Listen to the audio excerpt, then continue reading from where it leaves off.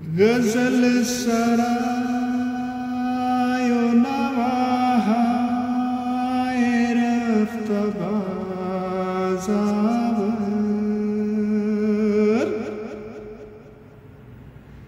بئی فسرد دلا حرف دل نوازآور،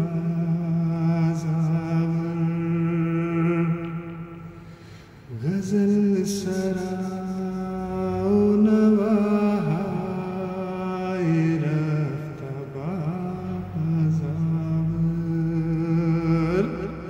اقبال اس شعر میں رب جلال سے عرض کرتے ہیں کہ غزل گوئی کا وہ انداز اور سر تال کا وہ اسلوب جو کبھی مسلم قوم میں موجود تھا اسے پھر سے زندہ کر دے، افسردہ اور غمزدہ دلوں کو مسرتوں سے ہمکنار کرنے کے لیے کوئی شگفتہ کلام لے کر آ، تاکہ مسلمانوں کی زندگی میں پھر سے عروج کی حرارت پیدا ہو جائے۔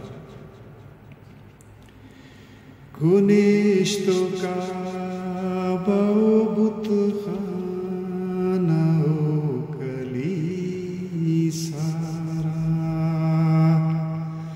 گنشتوں کا بت خانہ کلیسارا، ہزار فتنہ ازاں چشم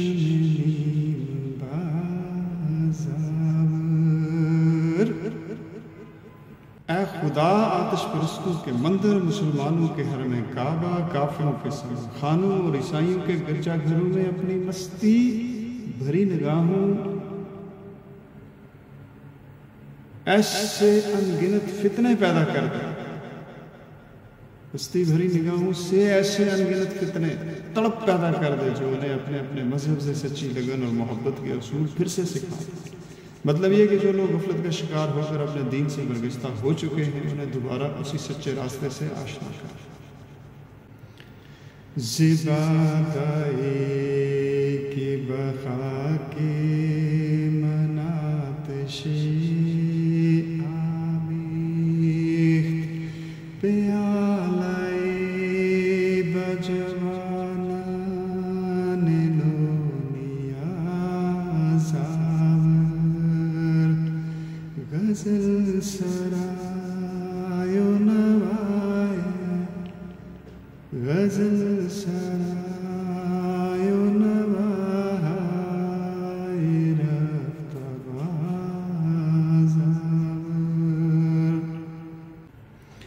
وہ شراب معرفت جس نے میرے خاکی بدن میں نور حق کی آگ پیدا کر دی ہے، اس کا ایک پیالہ ان نوجوانوں کو بھی پلا دے جنہیں تیری قربت حاصل کرنے کا شوق ہے۔ مراد یہ کہ نئی نسل کے جو نوجوان دین کی طرف متوجہ ہو رہے ہیں انہیں اپنے عشق کی شراب پلا دے۔ نئے کے دل زنوایش پسینہ می رقصد، مائے کے شیشہ جارا دہد گدازآور، غزل سرای و نواهای، وہ بانسری جس کی مدھر تانوں سے دل سینے میں ناچنے لگتا ہے، اور وہ شراب کے جس سے ساغر جان کا پیالہ پگھل جاتا ہے۔ اے خدا پھر سے لا، یعنی مسلمانوں میں دوبارہ اپنی محبت اور ذوق اور شوق اجاگر کرنے کے اسباب پیدا کرتے ہیں۔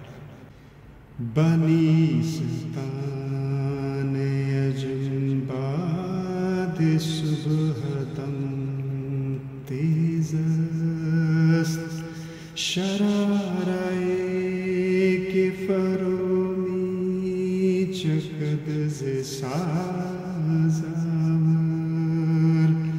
غزل سرای و نوا۔